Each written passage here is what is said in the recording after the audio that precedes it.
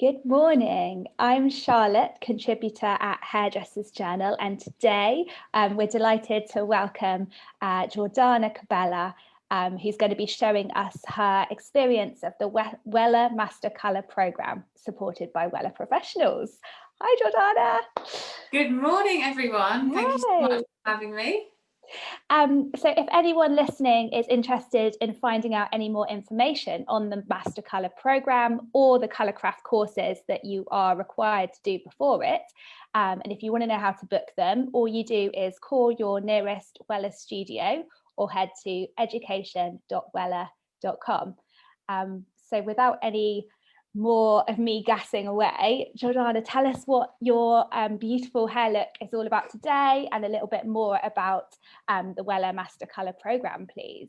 Yeah, sure. So the Wella Master Colour Programme is essentially the highest level of qualification you can achieve in terms of the colour degree. It's obviously hosted by Wella. They've got studios in Manchester, Dublin and London. But we've also launched an online Master Colour programme because we totally understand that, you know, people sometimes can't always come to the academy or take the time out. So it's slightly elongated, the course, and it's online, which is so accessible for a lot of people who can't physically take the time off. The course itself is around 7 months long.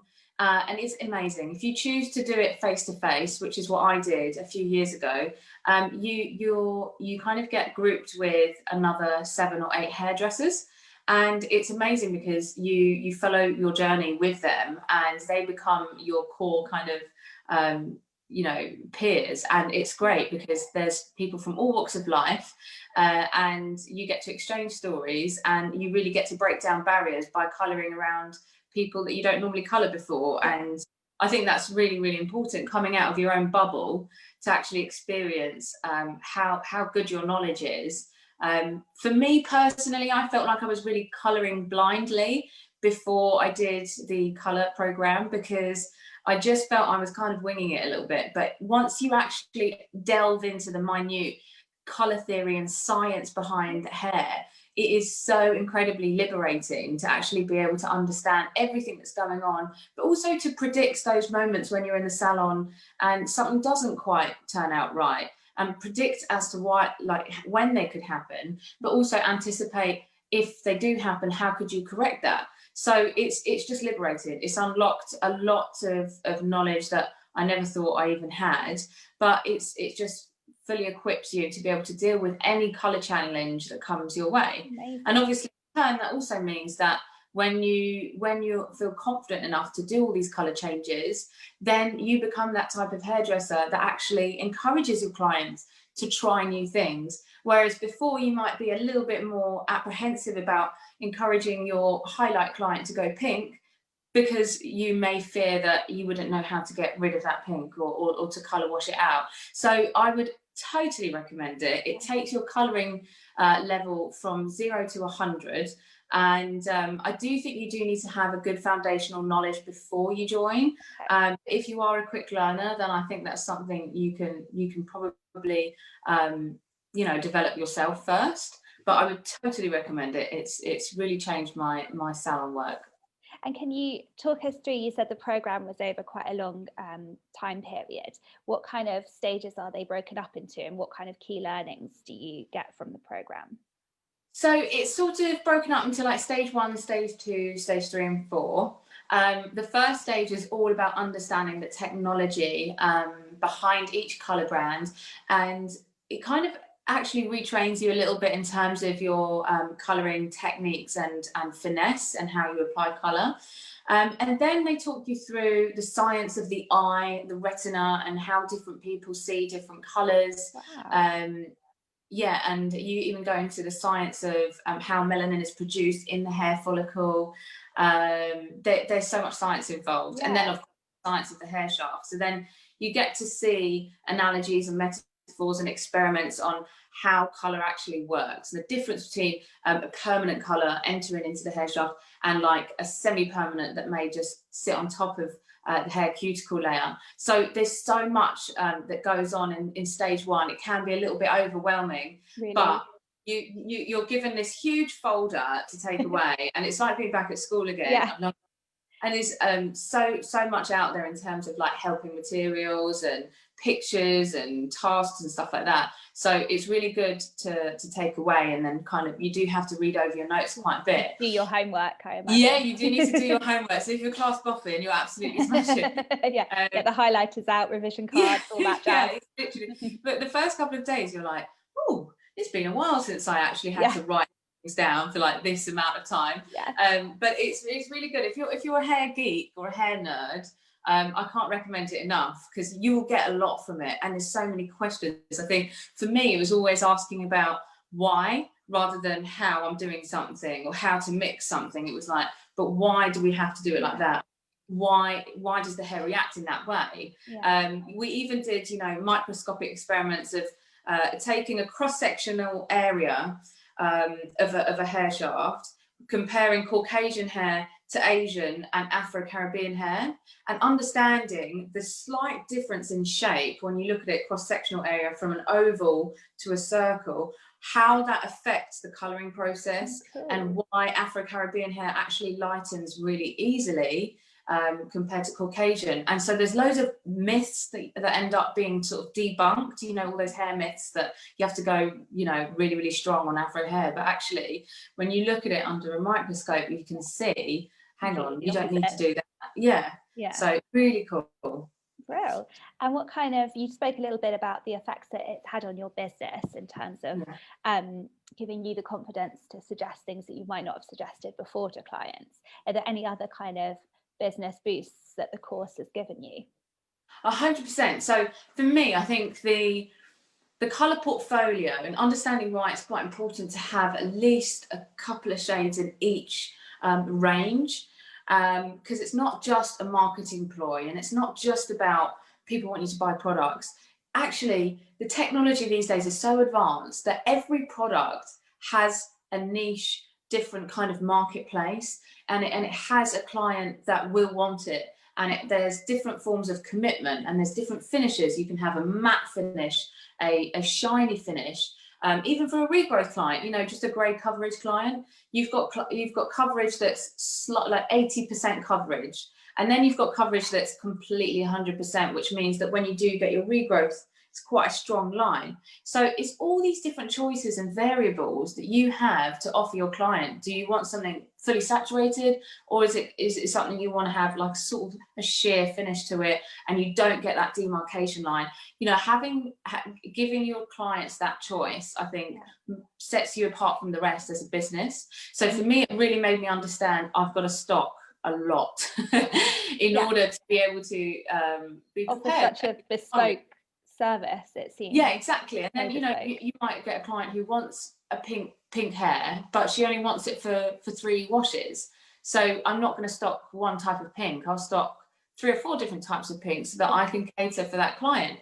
But the second thing it did for me is I saw colour in a completely different way, and I thought, okay, as a business owner, you know, colour for me, there's even more loyalty that lies within colouring services for my clients, because I found that clients would sort of say, oh, I love that haircut, but I think I could get someone to follow the shape of that line, maybe for cheaper. But then you wouldn't get a client saying, I love these highlights, they're amazing, but I think I could get it cheaper. When you master someone's colour and they are so happy with it, and you've absolutely smashed it, and the communication is there and the end result's great, she feels like you are the only person that could colour her hair ever, and so she's not going anywhere. So I think for me, it made me realise, okay, I need to completely change the way I market my colour services. So what I did is I took our colour menu, which consisted of highlights, regrowth tint, balayage and toners, and I completely switched it up, and I created these mood boards like you would in, let's say, a blow dry bar, but it's a colour mood board. So I had 3 dotted around the salon on these huge easels, and they're like A2 size. They're quite big and they kind of catch your eye. And the idea behind the mood board was to kind of take like interior design, fashion, and even food or lifestyle images, and take palettes and then create them into a mood board so that the client could identify which one would they would kind of suit, if that makes sense. So if you need information on this, I've got a lot of it on my Instagram and on my website, cobella.co.uk. So we named the colours 3D Blonde, Amplify Me, and Golden Glow. And the idea behind that was, rather than actually choosing highlights or tint, the client is choosing the end result. So technically, it could be that it's half balayage around the front with a face frame, and it could be that it is just, you know, a full set of highlights, but she's choosing it from your menu, which is personalised 3D Blonde or the Cobella contour, and she can't necessarily take that as a technique and ask someone else to do it, you know. So what was great about that is, you know, even though you're not giving away too much by saying this is a half set of half head of highlights, even though it might be, you're actually kind of bringing back that artistry of hair, creating the most bespoke, tailored color that you can't get elsewhere. And then we change that every 6 months. We change it from season to season to try and reflect trends, and just to try and keep the clients on their toes. And it might be that only 20% of your clients choose that from the service menu, but it's a really good conversation starter, and it really taught me and my team how to talk about color in a different way, even the finishes that you get, and also talking about color in reference to food as well, because everyone is so good at that. I think, you know, digestive blondes, caramels and stuff like that. I think everyone, as soon as you start talking about food in the people salon, get it. People get it. Yeah. So it really taught me a lot on how to sell and market colour in a completely different way, because I think I really needed to evolutionize with that. It sounds really smart, and you're kind of talking the client's language, and people, that's how clients choose hair color. They don't choose it by saying, oh yeah, I know I want baby lights necessarily. They're like, exactly. So, you know, when I looked at the menu, I was like, we don't have the bob cut long layers or anything like that on our menu for cutting. So why are we selling the technique? Why are we not selling the end result, like the golden glow? You know, why we need to bring back the artistry and the craft in colouring, which I felt really strongly about. Amazing. So for anyone considering doing the Master Colour programme, what kind of courses do they need to do before that? So if you're new to Wella, I would definitely recommend doing the Essential Colouring course, which is 1 to 2 days long. I think it's 2 days long, actually.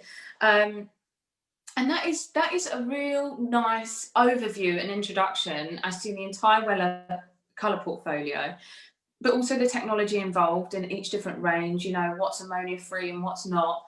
And you do get to have a little bit of hands-on as well, so you can understand the consistency of Wella. If you have been with Wella for a while, then you don't necessarily need to do that. But there are a few other courses that people would recommend to do beforehand if you wanted to be ahead of the game. One of them is called Sexy Science, and there's a few others. But you don't necessarily have to if you're quite an experienced colourist with Wella products. So for example, if you've got a Wella rep who is regularly visiting your salon, then you probably wouldn't need to do it. But if you do think you do, then all you need to do is ask your local Wella rep and they can advise you. Cool. And what kind of, you've spoken a little bit about the effect that the course has had on your business, but what about the effect that it's had on your career more broadly? Well, I'm very, very chuffed to say that I now work with Wella on a full-time basis, which is amazing. And I think for me, it just, because I learned hair cutting when I first started hairdressing. And I think for me, it was important for me to kind of master one craft first and then move on to learn something else. So I came into colour a bit later on in my life, and I think it just reignited that passion that I've always had for hair, but how to really give the full service, because I feel a lot more empowered now that I know how to do both. Number one, as a business owner, but number two, as a hairdresser for my clients, so that I can create the perfect synergy of a cut and a shape with the complementary colour. And it's also opened a lot of doors for me in terms of content and working with models and freelance work, because not a lot of people can do, you know, both very, very, very confidently until you have done that master colour programme. And I think before that, I was confident with colour, but as I said, I feel like I was working a little bit blindly. Whereas now I really, truly feel like I can tackle any colour challenge that comes my way.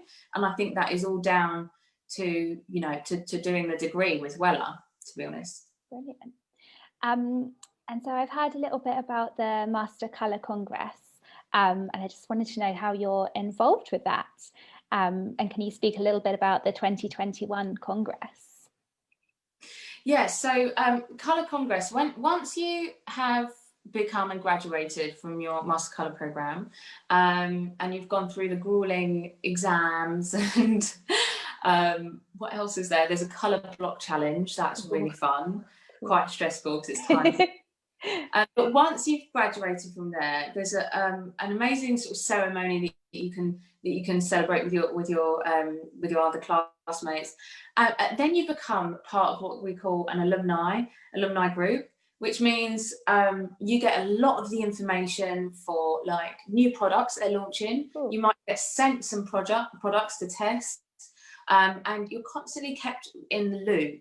And there's loads of invitations for, you know, things like an evening with Eugene Solomon, which was last year. And there's just so much opportunity. Yeah, communities, opportunities that you can choose to be heavily involved with, or you can choose to kind of take a back seat and watch from afar. But either way, there's content online and there's content face to face, and there's a huge community for you to be part of, just by having the privilege of being an alumni.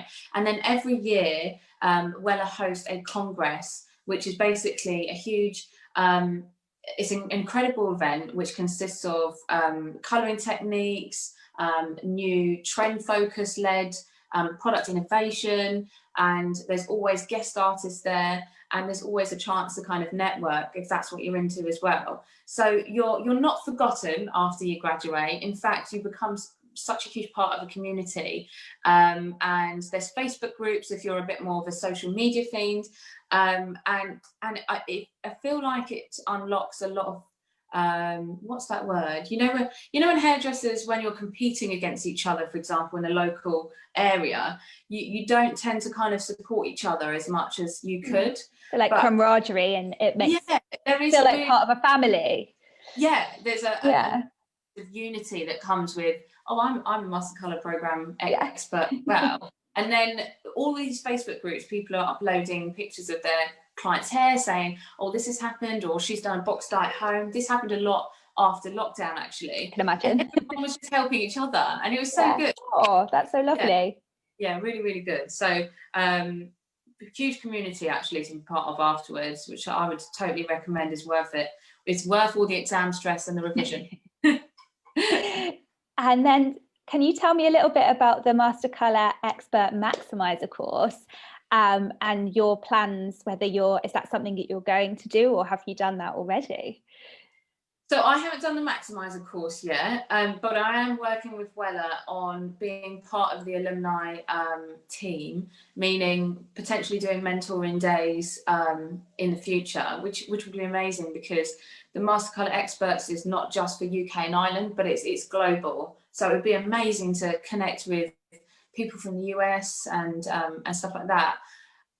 I'm currently in talks about that at the moment. I think everything's up in the air for next year. So it's one of those things where you're a bit like, is it going to happen? Is it not? But nonetheless, yeah, the Maximizer course is something you can do if you, let's say, have had done the course 5 years ago and you just wanted a refresher.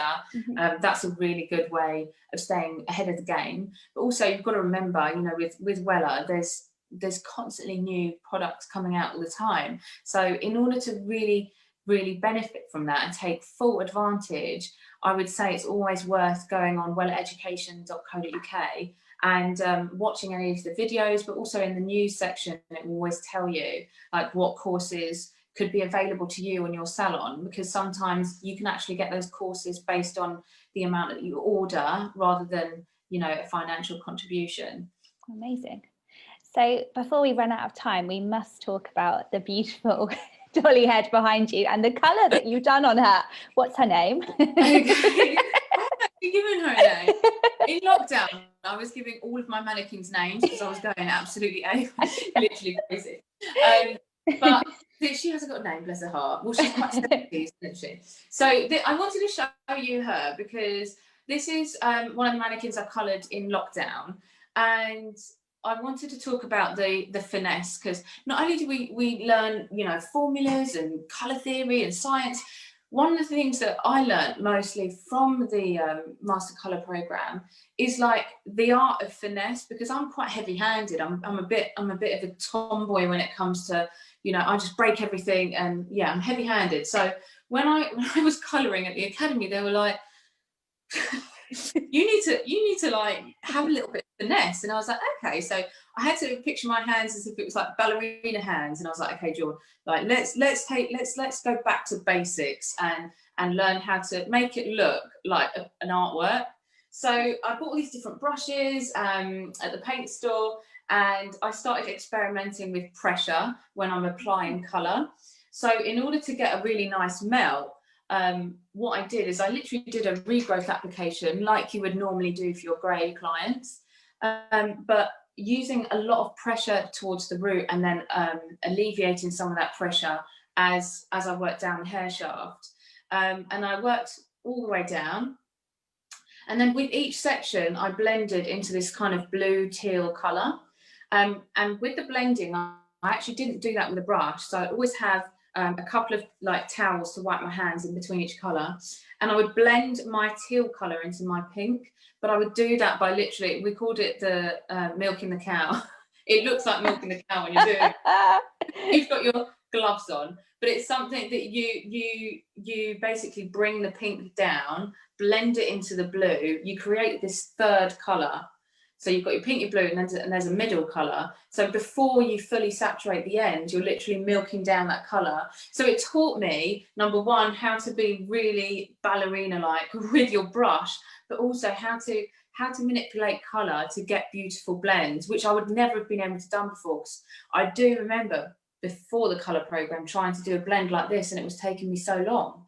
Whereas now I can do it in 15 minutes in the salon.